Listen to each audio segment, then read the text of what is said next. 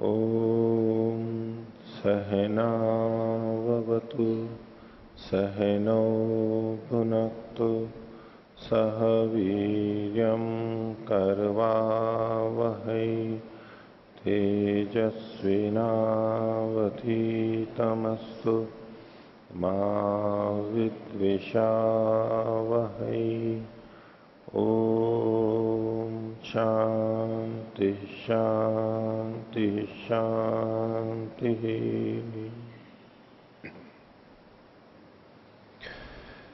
मीमांसा दर्शन की 393वीं कक्षा, मीमांसा दर्शन के 10वें अध्याय का दूसरा पाठ, 24वें अधिकरण तक 59वें सूत्र तक हम पीछे देख चुके थे। पिछले पाठ में से कुछ पूछना है तो पूछ सकते हैं। हाँ। ओम। पृष्ठ संख्या 300, सूत्र संख्या 58। भाष्य की ऊपर से चौथी पंक्ति में एक दार्ष्टान्त है और 7वीं पंक्ति में एक दृष्टांत है। ये दोनों परस्पर किस प्रकार संगत हैं?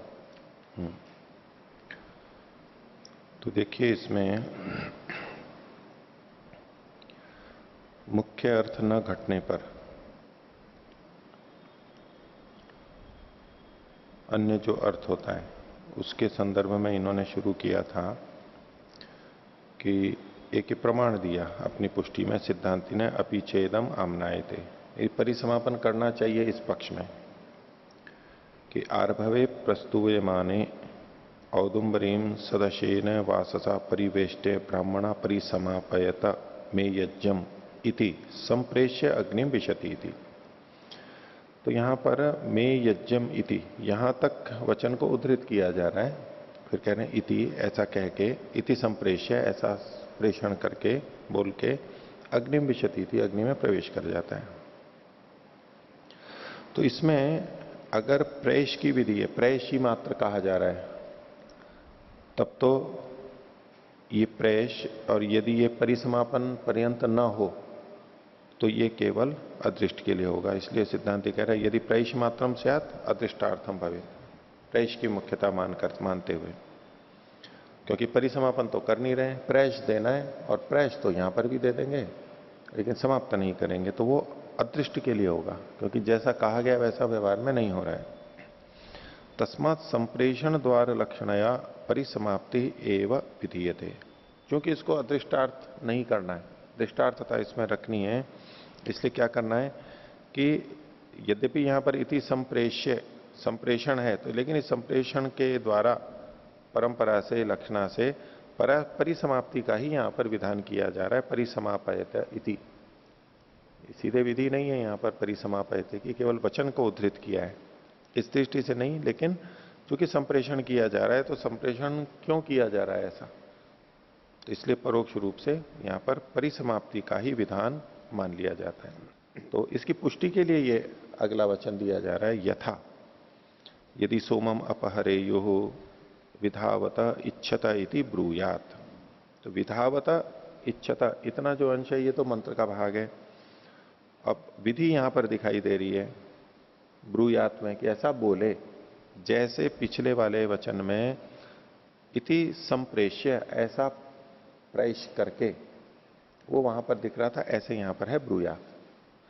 और जैसे वहां पर मे यज्ञम इति संप्रेष्य ऐसा था, ऐसे यहां पर विधावता इच्छता इति ब्रूयात, ये वचन है। अब प्रश्न ये उठता है कि यहां पर ये बोलने की विधि की जा रही है, तो बस बोलना है, कहीं भी बोलना है। और दूसरा, इसकी अगर सार्थकता देखनी है तो विधावता इच्छता, इस भाग को भी लेते हुए, इसमें जल्दी करो, दौड़ो, इच्छा करो, प्राप्त करो, पकड़ो, ये करना भी है। तो इस दृष्टि से इसमें दोनों में समानता है कि यहां पर ब्रूयात, इसकी मुख्यता होते हुए भी विधावता और इच्छता की विधि मानी गई है।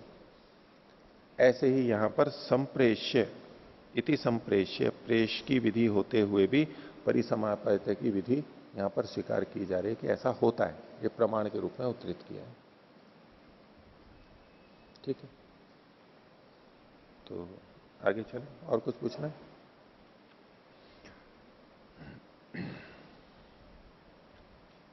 अग्रिम पृष्ठ एकोनषष्टि सूत्रस्य अधस्तात् द्वितीया पंक्ति हाँ, सवेन कारयितव्यम्। एकोनषष्टितमस्य द्वितीया पंक्ति अधस्तात् द्वितीया अधस्तात् द्वितीया पंक्ति। हाँ, सवेन कारयितव्यम्। तो सवेन किं कार्यं कारयितव्यं भवति?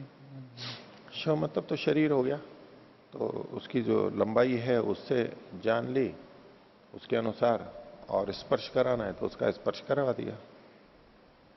नहीं, यदा आत्मा आहुति करोति यजमानः तो यज्ञकुण्डे एव शरीरस्य दाह भवति, हाँ, तो तत्र सवयव न भवति खलु। जो उसका बचा हुआ है या उसका शरीर जैसे भी बचा हुआ है, अब ये तो वहां क्या स्थिति बनती है उसका कहना मुश्किल है। जो जा चुका है, तो मर चुका है, उसके अनुसार करवा लेंगे यहां पर। एवं दिष्टगतम अपनी गतिम गते कृत्वर्थम शवेन कारयितव्यम। वहां पर पीछे अस्थि को भी शव के रूप में कहा था ना, अस्थि शव। तो ये वास्तव में कैसे करते हैं ये तो स्पष्ट नहीं है। ठीक है, और बस। तो आगे देखिए 25वां अधिकरण, पृष्ठ संख्या 301। सर्वस्वारे जीवत दशायाम क्रियमाण प्रायणी यादव सूक्त वाकांतर्गत आयुराशासनादेह अनुष्ठानाधिकरणम। अब ये सर्वस्वार में अग्नि में प्रवेश करता है, मरण को प्राप्त होता है, लेकिन उससे पहले जो कर्म करता है तब तो जीवित होता है। तो सर्वस्वार में ही जीवत दशायाम, जब वो यजमान जीवित है उस स्थिति में, उस समय जो क्रियमाण प्रायणी आदि इष्टियां हैं वो तो करेगा ही, और उनमें सूक्तवाक उच्चारण होता है, और सूक्तवाक में आयुराशासन आदि का कथन होता है।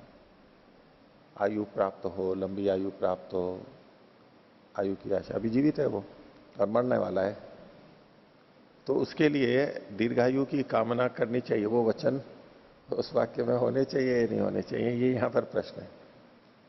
करना चाहिए नहीं करना चाहिए, मरना तो है उसको, जब पता है कि मरना ही है, मरेगा ही है, इसीलिए याग कर रहा है, तो उसके लिए आयु की कामना क्या करनी, निरर्थक है। तो करनी चाहिए या नहीं करनी चाहिए, ये यहां पर प्रश्न है।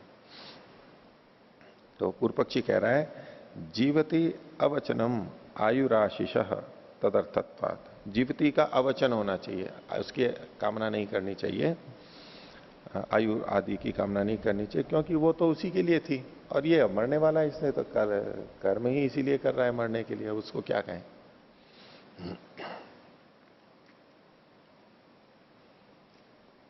क्योंकि मरने वाला है, बोले जी जीवे म शरद शतम श्रेणुयाम शरद शतम। तो जाने वाला है बिल्कुल, आईसीयू के अंदर है। तो लोग कहते हैं ठीक है फिर मिलेंगे, फिर देखेंगे, see you, I see you again, पता ना, आई सी यू, मैं आई सी यू देखूंगा। फिर विदाई ले रहे हैं ना, विदाई लेते समय बोलते हैं, तो आईसीयू में तो विदाई लेने के लिए ही जाते हैं, आईसीयू, फिर देखेंगे। तो ऐसा जो इस स्थिति में है उसके लिए हम कहें दीर्घायु की प्राप्ति हो, वो भी चाह रहा है कि चला जाए, अब क्या मतलब है। तो बोले पूर्व पक्षी व्यवहारिक होता है बहुत जगह पे,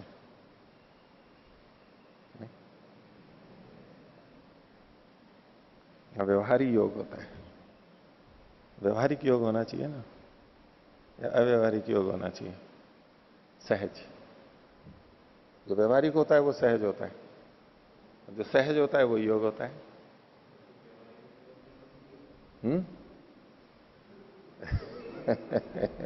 अव्यवहारिक भी योग होता है ऐसा, व्यवहारिक योग होता है तो अव्यवहारिक भी होता है, वो तो अनिष्ट होता है ना, होता है, लोगों में देखा जाता है, लेकिन विहित तोड़ना है। योग तो व्यवहारिक ही होना चाहिए और सहज ही होना चाहिए। जहां अव्यवहारिकता दिखी वो योग नहीं है, जहां असहजता दिखी वो योग नहीं है। ठीक है, अभी सोच रहे होंगे कि मैं अभिधा से बोल रहा हूं या लक्षणों से बोल रहा हूं, व्यंग में बोल रहा हूं या वास्तव में बोल रहा हूं? तो देखिए, वो तो उपनिषद की शैली है, द द द। तथास्तु, जैसा जिसको समझ में आए वैसा ले लेंगे, अभिधा में लो चाहे लक्षणा में लो।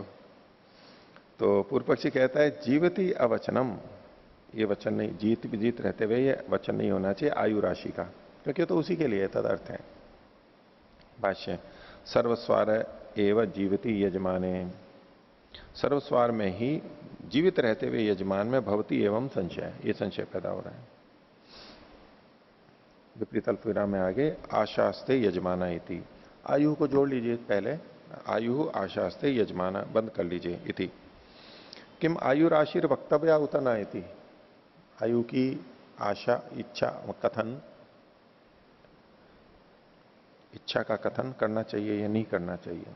किम प्राप्तम, तो पूर्व पक्षी कह रहा है जीवती अवचनम आयु राशि से, ये सूत्र का ही अंश है। कुतः तदर्थत्वात्, सूत्र का अंश है, खोल रहे हैं, यत्र आयु आशास्ते यजमान तत्र प्रस्तरम प्रयच्छत एव, जहां पर वो आयु की कामना करता है तो वहां पर प्रस्तर प्रहरण भी करता है अग्नि में।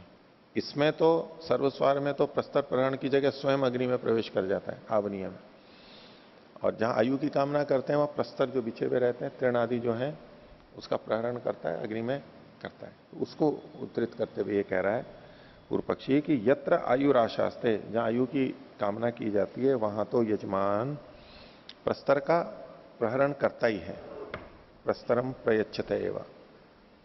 इसका यह मतलब नहीं है कि बिस्तर तो देता ही है, प्रस्तर मतलब बिस्तर बिछाने वाला, उसको देता है। गंगा प्रसाद जी में उस तरह का अर्थ हो गया है, तो बिस्तर देने का कोई मतलब नहीं है यहां पर, प्रस्तर प्रहरण जो किया जाता है उसका है।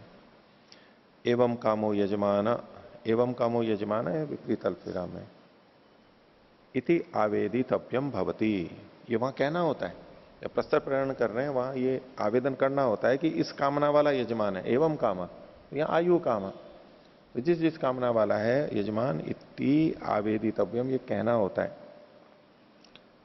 तद यजमान कथम प्राप्नुयादिति, वो यजमान उसको कैसे प्राप्त करे उसके लिए। सच अयम अत्र यजमानो विपरीत काम मरण काम, तो यहां तो यजमान विपरीत कामना वाला है, मरण की कामना वाला है, फिर उसके लिए क्यों ये शब्द बोलेंगे, व्यर्थ है ना। तस्मात आयु राशि तत्र न वक्तव्य, इसलिए आयु की कामना वहां पर नहीं करनी चाहिए। आपको स्वामी जी आशीर्वाद मिला, आपके बच्चे खूब फलें फूलें, कभी मिला आशीर्वाद सन्यास के बाद, या सफेद कपड़े? तो कई जने मांगने वाले रहते हैं ना भिक्षु, ऐसे ऐसे ही आशीर्वाद दे देते हैं, मेरे को कई बार दे चुके। सफेद कपड़े में संगति लग जाएगी, कैसे लगाएंगे? शिष्य आदि हैं, वो तो पुत्री तो हैं आपके, शिष्य पुत्रवत पुत्र होते हैं, शिष्य तो छादन करते हैं, पुत्र रक्षा करता है, शिष्य छत्रवत छादन करते हैं। जी। ठीक है, आप लक्षणा में जाके करेंगे, लेकिन वक्ता का ये अभिप्राय नहीं है, वक्ता इस रूप में नहीं है, वक्ता इस रूप में नहीं है, वो इस तरह का आशीर्वाद दे देते हैं। हैं? कहा बदते भिक्षुक लोग वे कहीं बैठे रहते हैं ना, यूं कुछ मांगने के लिए आते हैं, फिर कहते हैं कि जी दे दो जी आपका, वो बहुत सारे आशीर्वाद दे देते हैं। अब अर्थवाद मात्र है, नहीं तो फलीभूत हो जाए फिर वो तो अगर वास्तविक हो तो फिर फलीभूत होना चाहिए। मैं कई बार ज्योतिषी लोग होते थे ना, तो उनको वो कहते हैं मैं हाथ देखता हूँ, ये देखता हूँ, तो थोड़े मैं टेढ़े प्रश्न करता था फिर उनसे। तो मैं उनसे पूछता था कि अच्छा ये बताओ मेरे कितने बच्चे हैं। अब वो ये तो नहीं कहेगा, पहले यूं पूछो कि बच्चे हैं या नहीं है, तब तो वो शायद कह भी दे कि भाई बच्चे नहीं है। देखो जो मैं उससे पूछता था कि मेरे कितने बच्चे हैं, देख दुखा करके खूब अच्छी तरह से, आपके जैसे कोई पता नहीं, कोई 2 बोलता है, कोई 3 बोलता है, बोले इतने बच्चे आपके होने चाहिए। अब मैंने प्रश्न ही उनको गलत कर दिया। अब वो ऐसा प्रश्न कोई गृहस्थी ही तो करेगा जिसके बच्चे की होगी, पर वो उसमें उसी में चल जाता, उनको पता ही नहीं लगता है। अब मेरे को बस फिर बाद में क्या था, मेरे को तो उनका खंडन करना था। पूछ तो रहे हैं लेकिन उनसे कि भाई देखो ये हस्तरेखा का आप करते हो, आपको तो यही नहीं पता लग रहा है कि मैं विवाहित हूं या नहीं हूं, या मेरे संतान हो सकती है या नहीं हो सकती है। तो मेरे तो संतान की कोई संभावना ही नहीं है, तो कैसे आप किसी भी तरह संभावना नहीं है, वो कह रहा हूं। तो ऐसे ऐसे तो, लेकिन आशीर्वाद ऐसा दे देते हैं लोग बात। पर बोले ये तो मरने वाला है, मरण काम है, इसको क्यों ऐसी कामना की जाए। पर अच्छे लोग, सज्जन लोग हमेशा अच्छी कामना करते रहते हैं। माता पिता किसी के नहीं हो और वो आशीर्वाद दिए जा रहे हैं कि आपके माता पिता सुखी रहे, माता पिता का आशीर्वाद आपको मिलता है। माता पिता ही नहीं है, चले गए, अब क्या आशीर्वाद दे रहे हो। तो सामान्य कथन करते हैं कुछ हित की कामना से बस। तो बोले कि सच आयम अत्र यजमानो विपरीत काम मरण काम, तस्मात आयु राशि ही तत्र न वक्तव्या। पूर्व पक्षी। तो इस पर सिद्धांति कह रहा है 61वां सूत्र। सिद्धांति ने देखो शीर्षक में तो यही कहा था ना कि ये होनी चाहिए क्या, सुक्त वाकांतर्गत आयुराशासनादेह अनुष्ठानाधिकरण करनी चाहिए। अच्छी कामना करने में क्या जाता है। पर सिद्धांति का हेतु है कुछ, तो बोलते हैं वचनम व भागित्वात् प्राग यथोक्तात्। ये वचन है, करना चाहिए क्योंकि उसका यहां पर सार्थकता है। जैसा प्रकृति में कहा गया वैसा यहां पर करना चाहिए। उच्यते वक्तव्य आयु राशि, भागी ही आयुर आशीर्वाद है। ये आयु का आशीर्वाद है, वो उसका भागी बनता है, उसको लाभ मिलता है वहां पर, मिलेगा मतलब वो सार्थकता है वहां पर। कैसे, आर्भवे प्रस्तूयमाने यजमानस्य दिष्टा गति ही प्रार्थितव्या भवति। दिष्ट गति कब प्रार्थित होती है, आर्भव पवमान के प्रस्तुत होने पर तब यजमान की दिष्ट गति प्रार्थितव्य होती है, यानी उससे पहले नहीं। उससे पहले मरने की थोड़ा ना कामना है, मरने की कामना वहां पर है, आर्भव पवमान होने पर, पहले नहीं। तो प्राग आर्भव कालाद आयुराशास्ते यजमान, तो आर्भव से पहले पहले वो आयु की कामना करता है कि आर्भव पवमान होने तक मैं जीवित रहूं, चला ना जाऊं। नहीं, समय पे, उचित समय पे, हर चीज का समय उसी समय पे, उससे पहले नहीं हो जाए मेरी मृत्यु।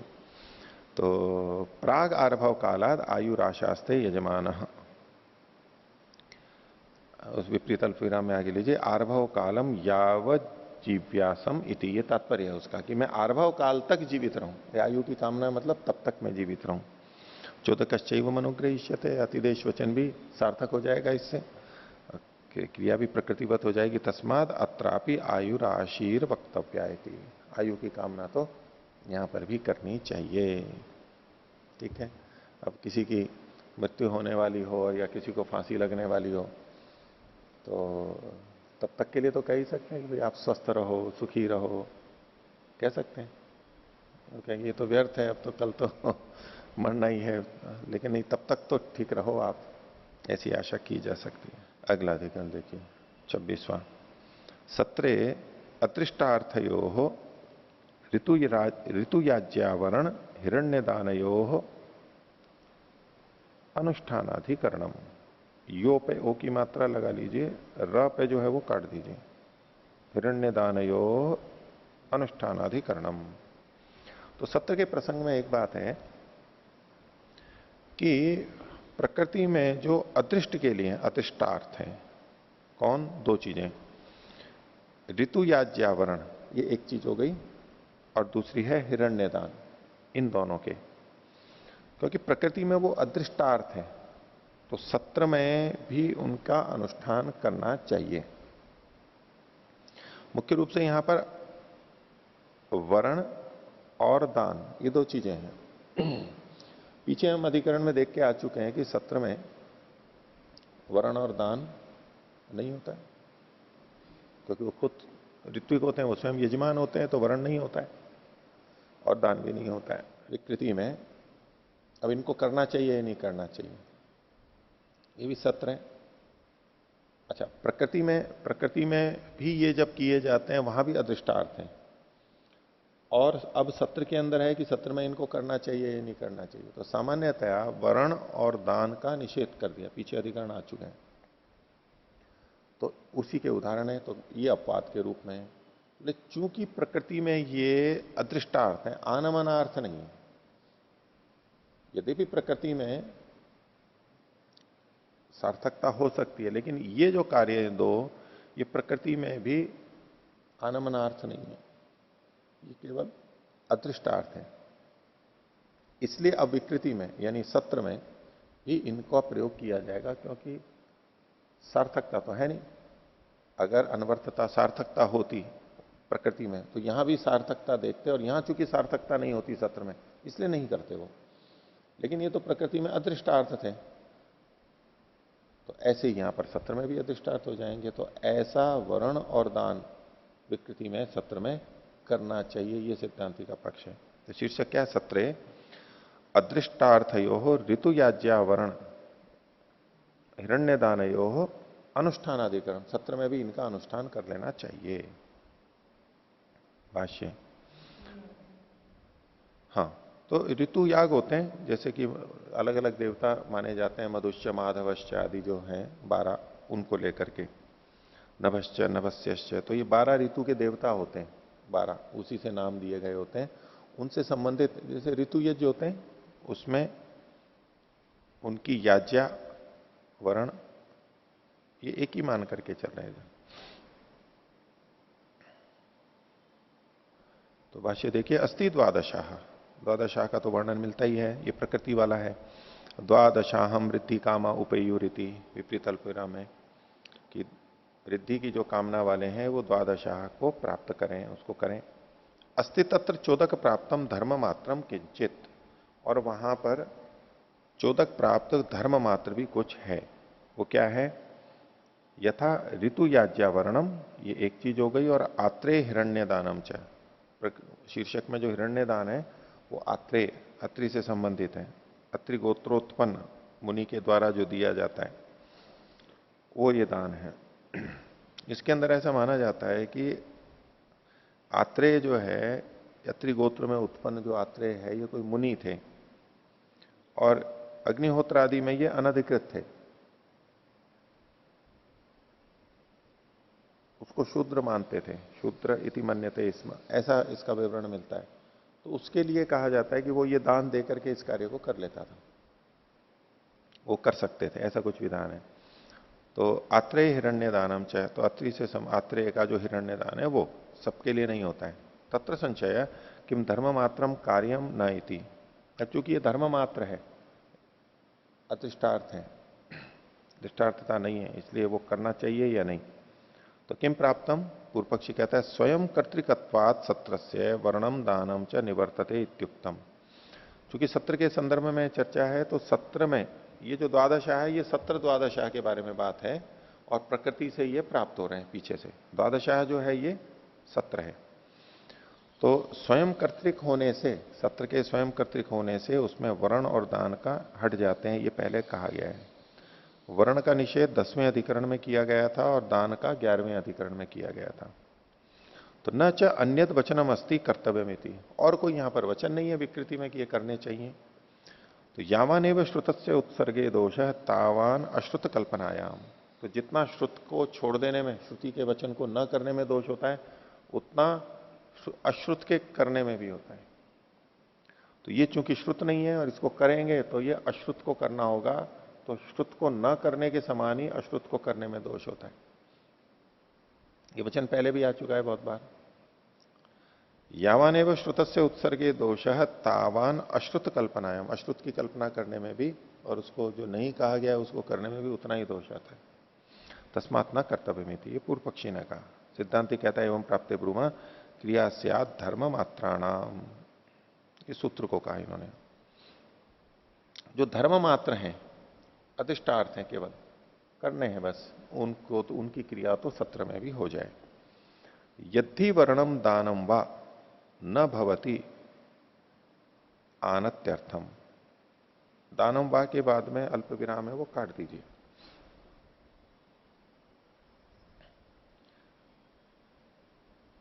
यद्धि वर्णम दानम वा, जो भी वर्ण या दान न भवती आनत्यर्थम, आनति के लिए, झुकाने के लिए नहीं होता है, तत्स्वयं कर्तृके भी न विरोधम उपैति, वो स्वयं कर्तृक अपने द्वारा, तत्मत ये जो वर्ण आदि है वो स्वयं कर्तृक यानी सत्र में भी विरोध को प्राप्त नहीं होता है। हाँ, जो वर्ण और दान आनत्यर्थ होता है वह स्वयं कर्तृक याग में यानी सत्र में विरोध को प्राप्त होता है, लेकिन जो धर्म मात्र है वो तो यहां विरोध को प्राप्त नहीं होता है। तस्मात चोदकानुग्रहाय क्रिया स्यादि थी, इसलिए अतिदेश के अनुग्रह से ये क्रिया होनी चाहिए, ये सिद्धांति का मत हो गया। प्रकृति में भी अदृष्टार्थ है, इसलिए विकृति में भी अदृष्टार्थ मानते हुए उसको अवसर दिया जा रहा है, रोका नहीं जा रहा है उसको। अगला अधिकरण 27वां, पवमानेष्टिषु अग्निहोत्र हवणी लोपे भी निर्वापानुष्ठानाधिकरणम। पवमानेष्टि है, उसमें अग्निहोत्र हवणी का लोप हो गया। अग्निहोत्र जिससे किया जाता है वो चम्मच जैसा सुरुआ, उसका लोप हो गया, वो नष्ट हो गई, गुम गई, तो भी निर्वाप तो करना चाहिए। अग्निहोत्र हवणी से वहां पर निर्वाप किया जाता है, तो वो अग्निहोत्र हवणी अगर नहीं रही तो निर्वाप करना चाहिए या नहीं करना चाहिए, तो उसके लिए कहेंगे नहीं, निर्वाप तो करना चाहिए। सिद्धांति कहता है 63वें सूत्र में, गुण लोपे च मुख्यस्य क्रिया स्यात्, ये हम ऊपर से अनुवृत्ति ले लेंगे 62वें सूत्र से, कि गुण का लोप होने पर भी मुख्य की तो क्रिया होनी चाहिए, भले ही गुण का लोप हो गया। तो संति अग्न्याधाने पवमानिष्टया, पवमानिष्टियां क्या कहां है? अग्न्याधान में आधान किया और तभी पवमानिष्टि हो जाती है प्रारंभ में। उसके लिए प्रमाण दे रहे हैं, अग्नये, विपरीत अल्पविराम में लीजिए, अग्नये पवमानाय पुरोडाशम अष्टाकपालम निर्वपेत, अग्नये पावकाय अग्नये शुचे, यहां तक बंद कर लीजिए इति।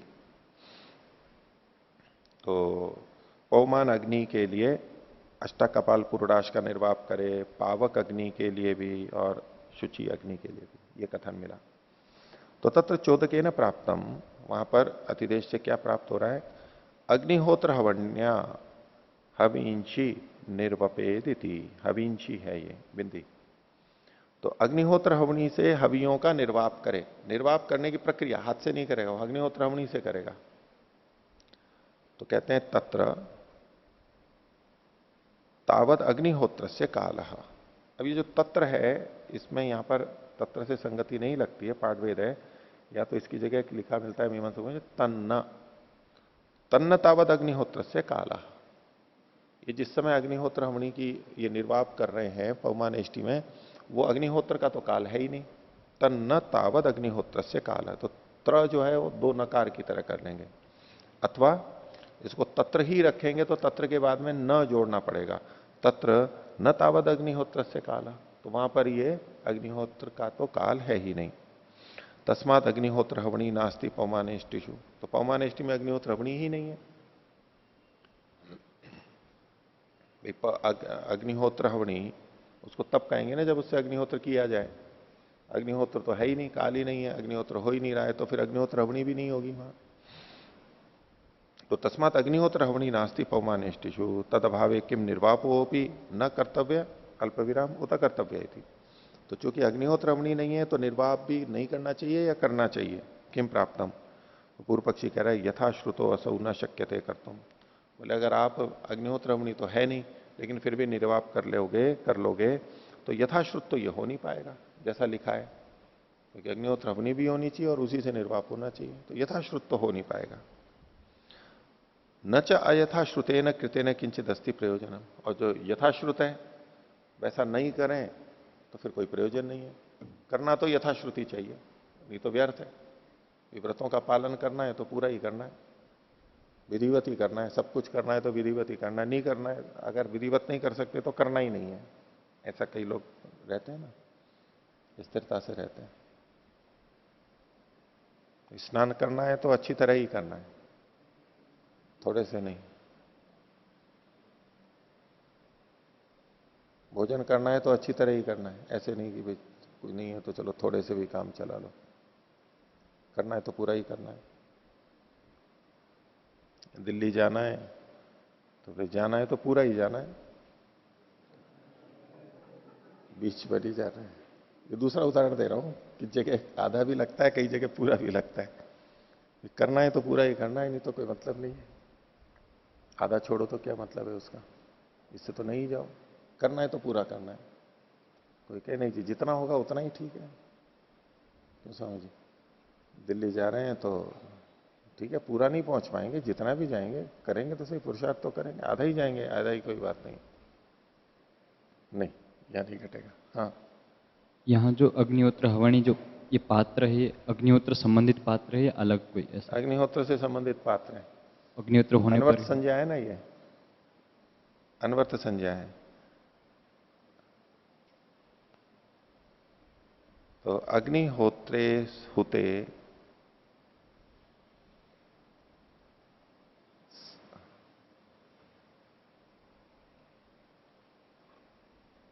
अग्निहोत्र हवनी श्रुक है ये, तो इसमें है अग्निहोत्रे हुतम, अग्निहोत्रम हुतम, सा अग्निहोत्र हवनी, अग्निहोत्रम हुतम, या कह लीजिए सा अग्निहोत्र हवनी श्रुक, जिससे अग्निहोत्र हवन किया जा चुका है उसको अग्निहोत्र हवनी कहते हैं।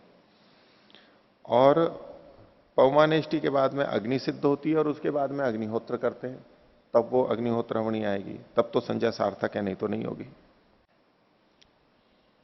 तो इसको याज्ञिक लोग तो इसका उपयोग करते ही हैं, इस रूप में करते हैं कि अग्निहोत्रम होष्यते अनया, इसके द्वारा अग्निहोत्र का होम किया जाएगा भविष्य में, भावी संज्ञा मान करके उसको अग्निहोत्र हवनी मानते हैं। लेकिन ये पूर्व पक्षी तो इस ढंग से बोल रहा है कि अग्निहोत्र हुआ ही नहीं है, तो ये अग्निहोत्र हवनी है ही नहीं, अग्निहोत्र हवनी का लोप है, अभाव है।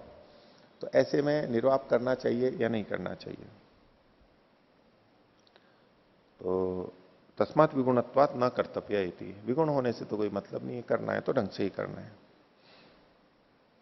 यज्ञ करेंगे तो स्नान करके ही करेंगे, उपासना करेंगे तो स्नान करके ही करेंगे, अगर स्नान करके नहीं करेंगे तो कोई मतलब नहीं है। इससे तो अच्छा है कि यज्ञ और संध्या ही ना की जाए, क्यों स्नान नहीं किया। सिद्धांति कह रहा है एवं प्राप्ते ब्रूमा गुण लोपे च मुख्य से क्रिया से आदि थी, बोले गुण का लोप होने पर भी मुख्य की तो क्रिया हो ही जाती है, गुण के लोप से मुख्य की क्रिया नहीं रोकी जाती। गुणो अग्निहोत्र हवणी अल्प विराम, पूर्ण विराम हटा दीजिए, प्रधानम निर्वाप, निर्वाप और अग्निहोत्र हवनी में देखेंगे तो अग्निहोत्र हवनी गुण है और निर्वाप प्रधान है, क्योंकि अग्निहोत्र हवनी निर्वाप के लिए है। यदि निर्वापो न संभवेत ततस्तद असंभवात अग्निहोत्र हवनी अपनी न संभवती इति निवर्तेता। उल्टा तो हो सकता था कि यदि निर्वाप नहीं हो तो अग्निहोत्र हवनी भी नहीं होगी, आवश्यकता ही नहीं है। न तो गुण लोपे मुख्यम न तस्य संभवती, लेकिन गुण का लोप होने पर तस्य मुख्यम संभवती इति ना, उसके लिए मुख्य होता है। न तो गुण लोपे, यूं कीजिए न तो गुण लोपे, गुण का लोप होने पर तस्य मुख्यम न संभवती इति ना, उसका जो मुख्य है वो संभव नहीं होता है, ऐसा नहीं है, मुख्य तो फिर भी हो जाता है।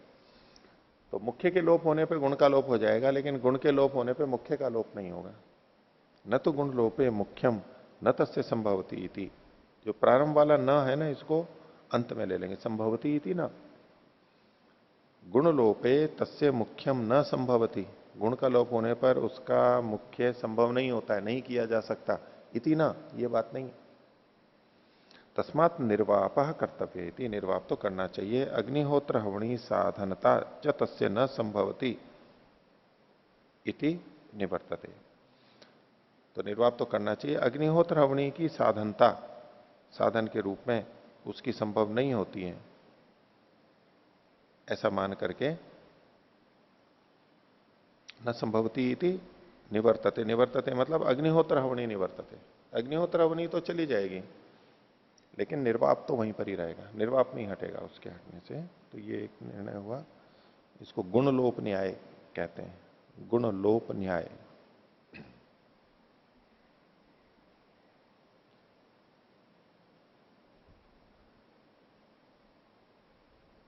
गुण का अभाव होने पर प्रधान की होने पर भी प्रधान की अबाधा, बाधा नहीं होना। अगला अधिकरण, इसका नाम है संख्या मुष्टि न्याय। संख्या और मुष्टि को लेकर के कुछ निर्णय किया है। उदाहरण में संख्या और मुष्टि आते हैं तो उसी से ही दे दिया गया ये न्याय, संख्या मुष्टि न्याय। शीर्षक है सप्तदश शरावे चरौ मुष्टि लोपे न चतुसंख्यानुग्रहाधिकरणम। वाजपेयी याग में सप्तदश शराव का चरु होता है। सप्तदश 17। पीछे एक बात आई थी ना कि चरु का पाक किस में होगा? शराव में होगा। शराव में होगा है? हाँ, कपाल नहीं, हाँ स्थाली में। और शराव, शराव तो कपाल ही हो गया, एक ही बात है। तो उसमें था कि नहीं, उसमें नहीं होगा।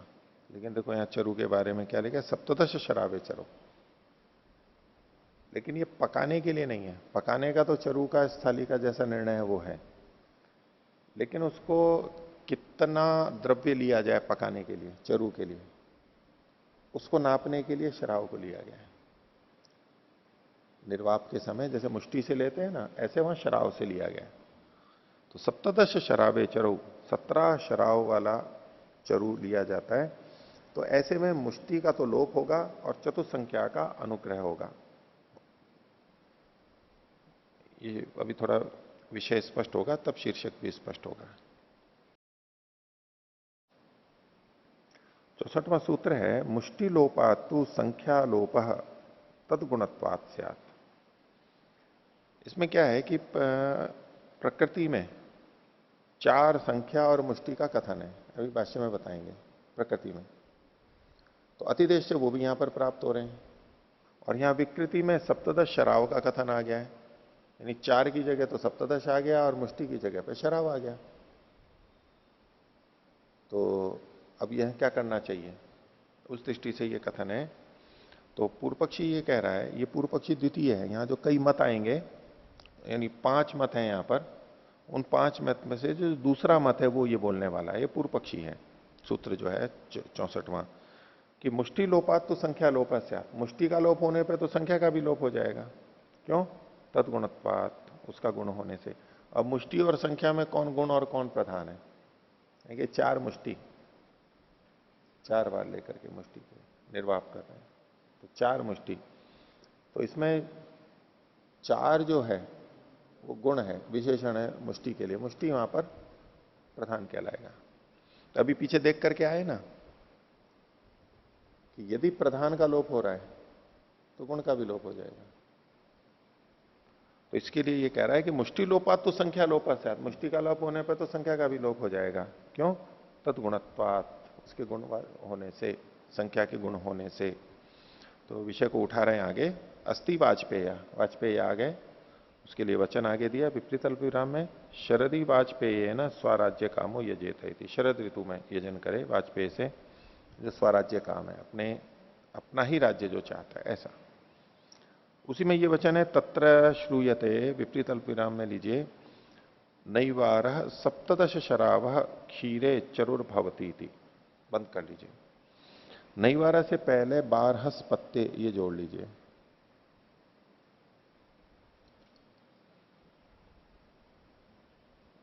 बारहस पत्तियों, ऐसा कीजिए।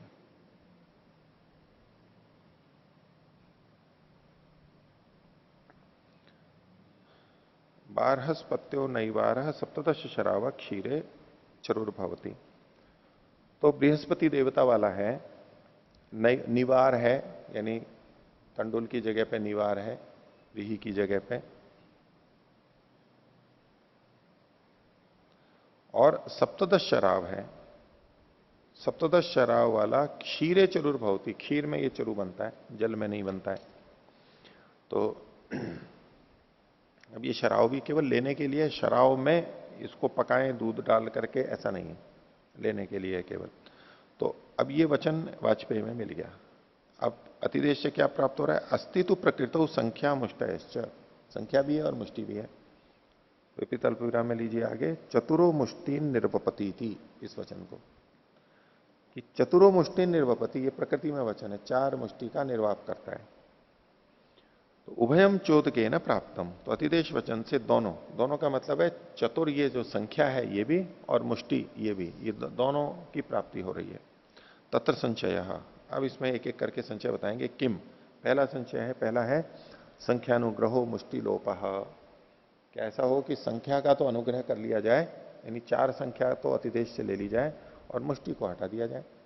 ये वो मत है जो सिद्धांति का है। ऊपर शीर्षक में भी यही है कि मुष्टि लोपे ने चतुसंख्या अनुग्रहित अनुग्रहाधिकरणम, तो मुष्टि का तो लोप होगा, चतुसंख्या का अधिकरण हो। सिद्धांत पक्ष है ये पहला वाला जो मत है। एक संख्या ले लीजिए इसमें। दूसरा, मुष्टि अनुग्रह संख्या लोप, मुष्टि का तो अनुग्रह होगा और संख्या का लोप हो जाएगा, यानी मुष्टि को ले लेंगे, 4 संख्या को हटा लेंगे। अथवा तीसरा मत है किम संख्याया मुष्टि नाम च लोप, संख्या का भी लोप कर देंगे और मुष्टि का भी लोप कर देंगे, ये तीसरा मत हुआ। चौथा, अथवा अन्यतर लोपयति, अथवा दोनों में से किसी का भी एक लोप कर सकते हैं। एक किसी निश्चित का लोप नहीं, अनियम कर दिया किसी का भी, चाहे तो मुष्टि का लोप कर दो चाहे संख्या का लोप कर दो, ऐसा। तो किम प्राप्तम, तो इसमें ये तो 4 मत आ गए। अब जो आगे बोलने वाला है ये, अच्छा 4 ही मत है,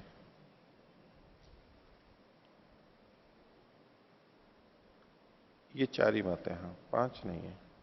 तो ये जो है जो चौथे मत वाला अन्यतर लोपायति, ये चौथा वाला बोल रहा है कि यदि वा मुष्टिषु यदि वा संख्यायाम, क्योंकि चाहे तो मुष्टि का लोप कर दीजिए चाहे संख्या का। क्यों? नियमकारिण शब्द से अभावात अनियम, तो नियामक शब्द तो है नहीं है कथन, तो अनियम रखेंगे, चाहे तो इसका लोप कर लो चाहे तो इसका लोप कर लो। अब इस पर सिद्धांति बोल रहा है। सिद्धांति का मतलब है पहला मत वाला जो एक संख्या हमने ली थी वो।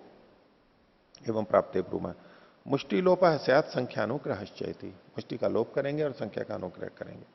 कुतः, कैसे निर्णय कर लिया? मुख्यत्वात् संख्याया, ये संख्या के मुख्य होने से। अब बताओ इसमें संख्या मुख्य है या मुष्टि मुख्य? विशेषण मुख्य होता है या विशेष्य मुख्य होता है? विशेष्य मुख्य होता है। नहीं, विशेषण विशेषता नहीं होता है, विशेषण मुख्यता होती है। जो विशेष्य होता है वो तो विशेषता से अलग होता है, जो विशेष होता है वो मुख्य होना चाहिए ना। विशेष्य के लिए विशेषण है, विशेष्य के लिए विशेषण है। अच्छा, लेकिन देखो सिद्धांति क्या कहता है, मुख्यत्वात् संख्या है, संख्या यहां पर मुख्य है। कैसे मुख्य है उसका तरीका देखो इनका। बोले पूर्वम ही संख्या निपतति, पहले कौन आता है? संख्या आती है। निपतित होती है मतलब पढ़ती है, कहां पर बोली जाती है? ये जो वचन है ना, चतुरो मुष्टि निर्वपति, इस वाक्य में, इसमें पहले क्या आया? चतुर है, ये संख्या पहले निपतित हो गई। तो पूर्वम ही संख्या निपतति, व्याकरण से भी सम्मत है ना स्वामी जी, कोई आपत्ति तो नहीं है। अभ्यर्हितम पूर्वम निपतति, पहले जो बोला जाएगा तो समास में या समास में जैसे भी है, वाक्य में भी ले सकते हैं संकेत से। जो पहले बोला जा रहा है उसको मुख्य मान सकते हैं।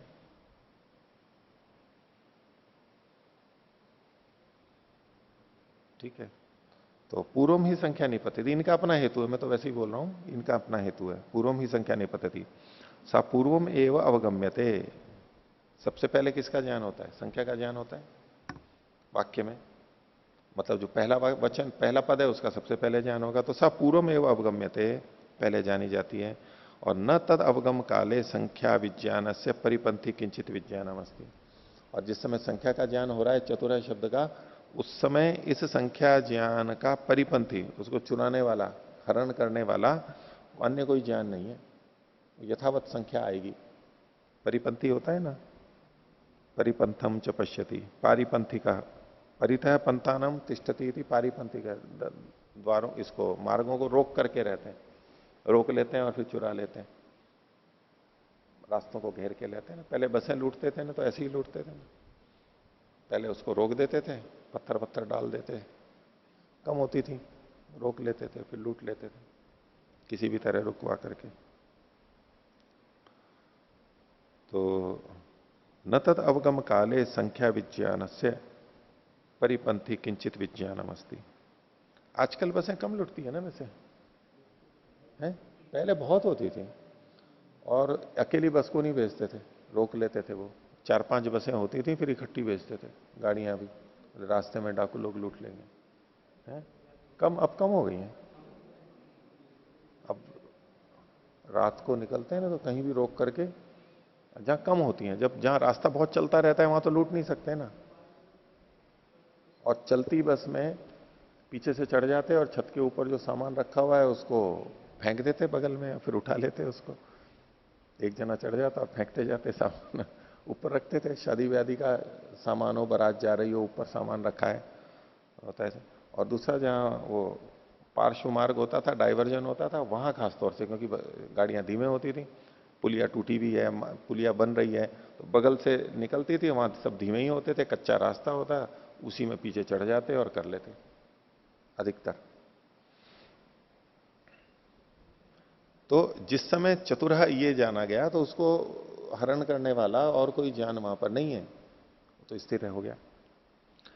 तस्मिन निष्प्रतिद्वंदे संख्या विज्ञाने प्राप्त है। अभी संख्या का ज्ञान है, निष्प्रतिद्वंदी है ना, उसके विरोध में तो कोई है ही नहीं वहां पर, अकेला है राजा शाहनशाह। आगे निष्प्रतिद्वंदे संख्या विज्ञाने प्राप्ते मुष्टि विज्ञानम आपतति। फिर मुष्टि का विज्ञान आता है बाद में। चतुरो मुष्टि निर्वपति, मुष्टि शब्द तो बाद में आया है। तत्संख्या विज्ञान परिपंथिताम न आचरितो मर्रति। तो संख्या विज्ञान की परिपंथता को वो आचरण नहीं कर सकता। जो शब्द पहले आ गया उसके विरोध में आगे वाला शब्द नहीं आ सकता, उसको खंडित नहीं कर सकता। तस्मात जघन्यत्वात मुष्टि नाम लोपः। तो दोनों में से बलवान कौन है? पहला शब्द। जघन्य कौन है? बाद वाला। तो बाद वाले का लोप हो जाएगा। मुख्यत्वात संख्यानुग्रह, मुख्य होने से संख्या का अनुग्रह होगा। तदुक्तम मुख्यम व पूर्व चोदनात् लोकवत इति। ये आगे 12वें अध्याय में आएगा, दूसरे पाद में 25वां सूत्र। तो मुख्यम व पूर्व चोदनात्, मुख्य को ही वहां पर लेना चाहिए जो पहले कहा गया है। लोकवत, लोक में ऐसा ही होता है, किसी की बहुत सारी कामनाएं, उनसे पूछा कहो कैसे आना हुआ, बोले जी ये। अब सारी कामनाएं पूरी नहीं करनी होती तो क्या, जो पहले बोला उसको कि यही इसकी मुख्य होगी, तो पहले बोले वाले को ही लेकर के चल देते हैं। चिकित्सक के पास भी रोगी आते हैं, तो सबसे पहले जो लक्षण बोलता है ना, तो उसको एक मनोविज्ञान मान के चलते हैं कि भाई इसमें ये सबसे बड़ी समस्या है इसकी।